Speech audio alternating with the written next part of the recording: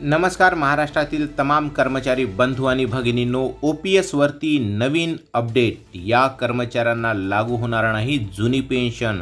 जशी जशी जुन्या पेन्शनच्या संदर्भातील अधिवेशनाची तारीख पुढे येत आहे, नवनवीन अपडेट्स येऊन राहिले. मित्र, व्हिडिओ पूर्ण बघा. चॅनलवर पहिल्यांदा असाल तर प्लीज सबस्क्राईब करून बेल बटन दाबायला विसरू नका आणि वोट फॉर OPS मिशन करिता जास्तीत जास्त शेअर करा.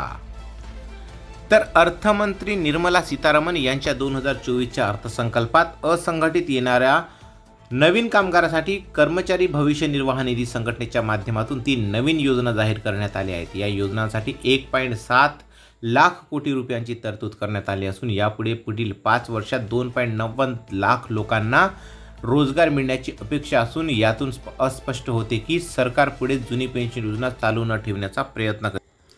वित्त सचिव TV सोमनाथन यांनी अलीकडेच म्हटले की आर्थिक कारणामुळे जुनी पेन्शन योजना सुरू ठेवणे शक्य नाही.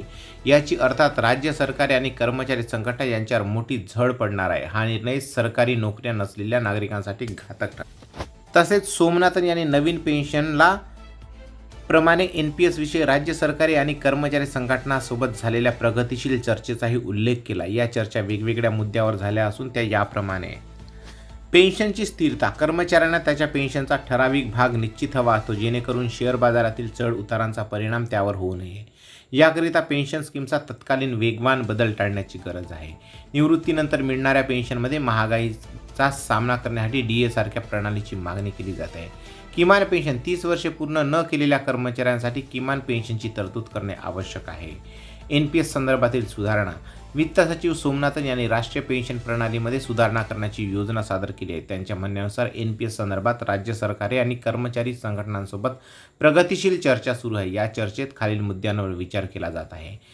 कर्मचाऱ्यांना त्यांच्या पेन्शनच्या निश्चित भागाची हमी असते जेणेकरून शेअर बाजारातील चढउतारांचा परिणाम होऊ नये. या माहितीच्या आधारे असे म्हणता येईल की सरकारची जुनी पेन्शन योजना बंद करण्याची तयारी आहे. त्याऐवजी नवीन पेन्शन प्रणालीमध्ये सुधारणा करण्याची योजना आहे.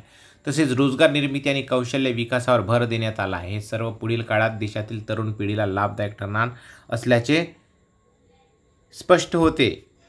हे जरी वृत्त असलं तरी ह्या सरकारच्या भूलथापा आहेत मित्र हो. जोपर्यंत OPS मिळणार नाही तोपर्यंत कर्मचाऱ्यांचे हित राहणार नाही. कारण OPS जर आमदार खासदारांना लागू होते तर कर्मचाऱ्यांना लागू व्हायलाच पाहिजे, कारण OPS मध्येच कर्मचाऱ्यांचे हित आहे असं मला वाटते. तुम्हाला काय वाटते तुम्ही कमेंट्स करून नक्की लिहा आणि वोट फॉर OPS मिशन राबवण्याकरिता जास्तीत जास्त लोकांना हा व्हिडिओ शेअर करा आणि आपल्या चॅनलला सबस्क्राईब करून एक सहाय्य करू शकता. धन्यवाद. जय महाराष्ट्र, जय हिंद, वंदे मातरम.